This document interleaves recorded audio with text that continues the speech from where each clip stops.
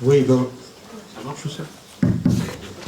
Je ne vais pas refaire tout l'historique, hein, tout ce qui a déjà été dit, mais simplement il me semble qu'il serait important de souligner la situation de rupture dans laquelle nous sommes, rupture qui est liée à la crise généralisée du système capitaliste et qui montre qu'aujourd'hui, on se retrouve face à une histoire que pour le moins, on a déjà connue.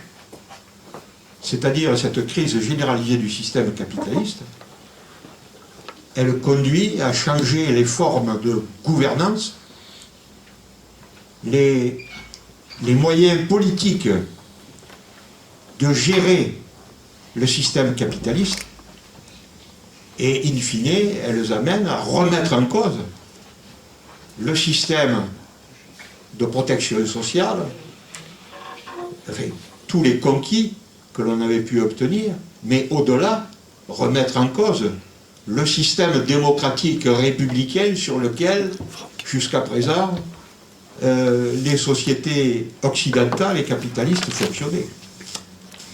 Moi, j'ai appelé ça dans une tribune que j'ai pu écrire dans l'Humanité qui est paru hier, le national-capitalisme, et qui montre que quand même la rupture est fondamentale. Donc la question pour nous, c'est de savoir, dans cette situation sur laquelle je ne vais pas développer plus avant, quelle est la place de l'IHS CGT du Var, et plus généralement de l'IHS en général, parce que c'est ça la question.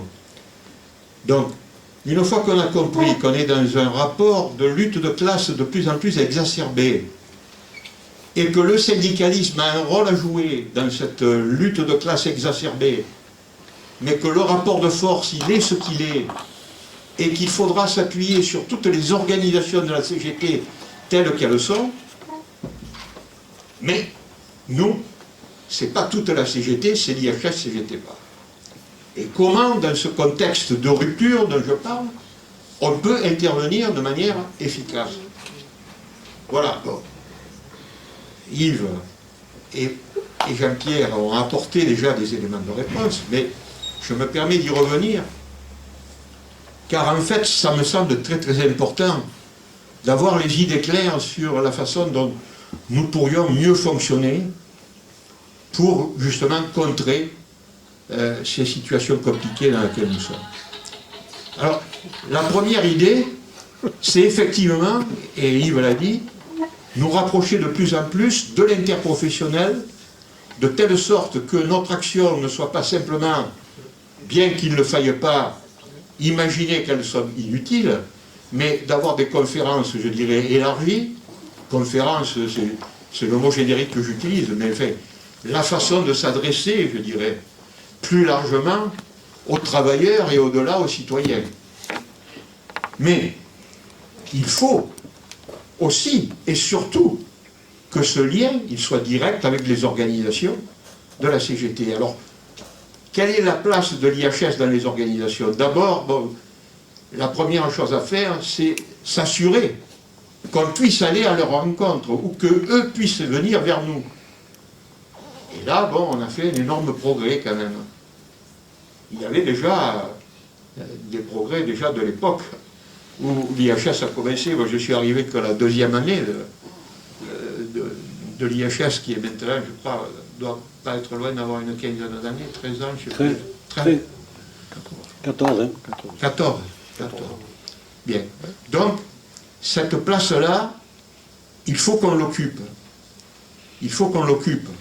Il faut que les travailleurs puissent venir vers nous et que nous puissions aller vers eux. Et pour ça, ben, il faut qu'on s'appuie sur les structures départementales et locales que la CGT a mises en place, ou les fédérations, eux aussi, à travers les professionnels, avoir des contacts. Et ça, on l'a fait. Et je voudrais insister sur la manière dont on l'a fait, parce que je pense, mais Gilbert pourra en témoigner, qu'il y a peut-être une part d'originalité dans notre façon de faire. Car de quoi il s'agit en fait? Il s'agit de donner des éléments de compréhension de la situation politique et sociale dans laquelle les travailleurs s'expriment pour qu'ils puissent mener des luttes en conscience et efficaces. Or, pour cela, on a besoin d'éclairer, en s'appuyant sur l'histoire, mais sur le présent. Et ça, on l'a fait, nous, surtout à travers la lecture, à travers les livres. Les livres, chaque fois, c'était un des éléments thématiques d'une situation d'actualité qui renvoyait à l'histoire. Lorsqu'on a écrit, par exemple, « Histoire et défense des conquis sociaux », bien là, on voit bien que cet outil était utile. Je crois que c'est le livre que nous vendons le plus. Donc ça, c'est bien le travail, un travail concret en direction des organisations syndicales et des travailleurs pour éclairer la façon dont le patronat, depuis qu'il existe, le capitalisme depuis qu'il existe, a mené combat, c'est-à-dire lutte de classe avec les travailleurs, avec bon, les avancées qu'on a eues, et puis les reculs, etc., de manière à mieux se situer dans la situation dans laquelle ils s'expriment aujourd'hui. On l'a fait aussi de manière plus thématique, avec la marginalisation de la santé. On l'a fait sur des problèmes internationaux, avec l'histoire de la guerre du Vietnam et d'Indochine. On l'a fait avec l'histoire sur la guerre d'Espagne, merci. Mais on l'a fait aussi en éclairant sur des situations, je dirais, plus actuelles. Crise du capitalisme et technologie nouvelle. Chaque fois, on s'appuie sur l'histoire pour éclairer le présent. Et enfin, bon, je ne vais pas passer tous les livres en revue, mais c'est pour montrer, je dirais, la démarche dans laquelle on s'inscrit. Et là, on sent que c'est utile. On le sent parce qu'on vend des livres et qu'il y a des discussions autour des livres, que ces livres également servent et alimentent des formations, soit au niveau des ULE ou des fédérations, etc., ou même au-delà. Donc, ils sont utiles. Et aujourd'hui, pourquoi c'était important d'apporter un éclairage sur la question de la théorie marxiste?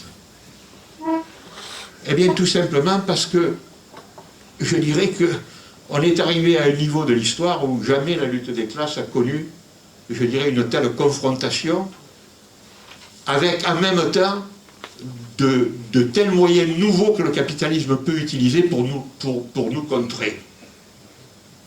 On voit bien, aujourd'hui, c'est quand même inouï de voir que c'est directement l'impérialisme, enfin, les multinationales qui dirigent les États.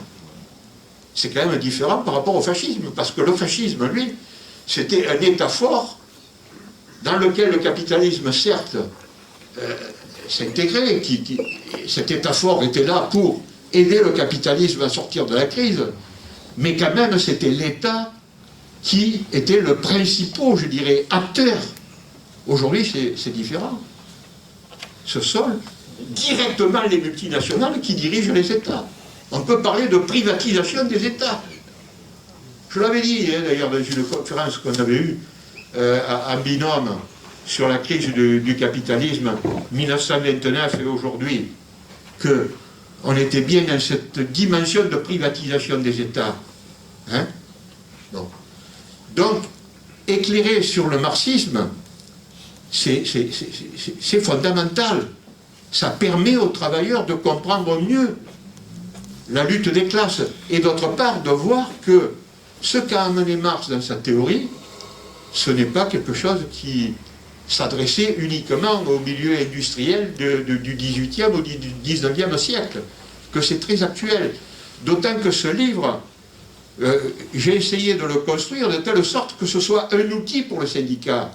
C'est-à-dire pas simplement amener la théorie, mais montrer déjà dans le livre ce que la théorie aide à ce que les travailleurs puissent mieux lutter dans leur entreprise. Donc je pense que là, bon, on a effectivement un moyen de mieux avancer. Donc, ça ne suffit pas la lecture, bien sûr, hein, il y a tout le reste, mais ça me semble quand même être important de s'appuyer sur des outils qui sont permanents, que l'on peut garder dans le temps et qui gardent quand même toute leur valeur parce qu'ils s'inscrivent dans une dynamique historique et qui éclaire leur vie. Enfin, un dernier mot, c'est par rapport au colloque. Là aussi. Le micro. Oui, pardon. Par rapport au colloque. Alors, le titre du colloque, on ne l'a pas dit, mais je le rappelle, les forces du travail face aux défis technologiques et environnementaux. Ça, c'est le point majeur. Et ensuite, quelle mobilisation pour concilier besoins, production et consommation. C'est ça tout l'enjeu. Alors, quelle est la place, comme je disais, de l'IHS là-dedans? Ben, c'est de montrer que depuis toujours, depuis la création du système capitaliste, les travailleurs ont été confrontés à l'évolution technologique, hein, que ce soit les camarades du textile avec la lutte sur, comment ça s'appelait, Les canuts. les canuts. Et puis, il est là. les ludites. Donc, montrer qu'à chaque étape, et notamment quand il y a eu des transformations fondamentales du type électricité, enfin, des technologies qui impactent totalement à la fois la production, mais même, je dirais, la situation quotidienne des gens. Voilà, donc il faudra partir de ça, de cette histoire, pour être en capacité de voir en quoi, aujourd'hui, il y a une rupture fondamentale que les travailleurs n'ont jamais connue. La première, c'est la crise environnementale. Elle existait, elle était latente, mais il n'y avait pas une prise de conscience dessus. Or, c'est un vrai problème existentiel. Et en plus, le capitalisme s'appuie sur l'intelligence artificielle et les technologies en général pour imaginer qu'il pourra se sortir de cette impasse. Or, si les technologies pourront aider, certes, elles seront totalement dans l'incapacité de régler la crise environnementale si on ne prend pas conscience que, en fait, ça veut dire produire autrement pour satisfaire quel besoin tout en respectant la nature et aller, in fine, à une autre société. Hein? Aujourd'hui, d'ailleurs, tout le monde comprend que poser le problème environnemental, c'est poser le problème du capitalisme. On ne peut pas sortir de la crise environnementale si on ne sort pas du capitalisme. Pour ça, il faudra qu'on soit en capacité d'apporter un éclairage historique en tant qu'IHS en gardant notre place. On ne va pas s'exprimer à la place des politiques, mais à notre place, on a énormément de choses à dire. Hein? Voilà. Deuxième rupture, c'est l'intelligence artificielle. On n'imagine pas à quel point, moi, je ne me prétends pas un spécialiste, mais j'ai écrit là, déjà un ouvrage, dialogue avec une intelligence artificielle. Il y en a un autre qui va sortir qui s'appelle Confrontation avec l'intelligence artificielle. Bon, je montre que l'humain, pour le moment, s'il n'est pas trop couillon, il peut quand même arriver à dépasser un peu l'intelligence artificielle, mais je dis à la fin du livre, jusqu'à quand? Et j'ai conscience que, en fait, le jusqu'à quand, c'est peut-être l'année prochaine, quoi. C'est tellement rapide. Aujourd'hui, les systèmes d'intelligence artificielle sont capables de s'auto-former ou de s'auto-organiser. Le nouveau système qui va sortir, mis en œuvre, en s'appuyant d'ailleurs sur le système chinois, DeepSeek, OpenAI va sortir un nouveau système qui ne fait plus appel à des algorithmes fabriqués par l'humain, mais les algorithmes seront fabriqués directement par l'intelligence artificielle, qui sera en capacité de s'auto-former pour arriver in fine à produire des outils qui sont redoutables et qui, y compris, surtout dans le système capitaliste, puisque l'IA existe uniquement pour le profit dans leur esprit, et non pas pour aider à satisfaire les besoins des individus, donc elle risque de générer un nombre considérable de destruction d'emplois qui risque malheureusement, malgré tout ce qu'on a dit dans l'histoire de la CGT, cette fois, de ne pas pouvoir être en capacité de compenser exactement ce qu'on aura gagné par ailleurs. Donc vous voyez, là, on peut parler de deux ruptures fondamentales sur lesquelles l'histoire de la CGT n'a pas connu cette expérience et sur laquelle un éclairage de notre part, et on ne peut le faire, et ce serait bien qu'en coproduction, je dirais, avec les actifs, c'est parce que c'est surtout eux qui seront concernés, même si les retraités le seront d'une autre manière. Donc voilà, là nous avons effectivement à essayer de convaincre, je suis persuadé que ce colloque, il a toute sa place et que nous y parviendrons, et c'est nécessaire d'y parvenir. Voilà, merci. Michel.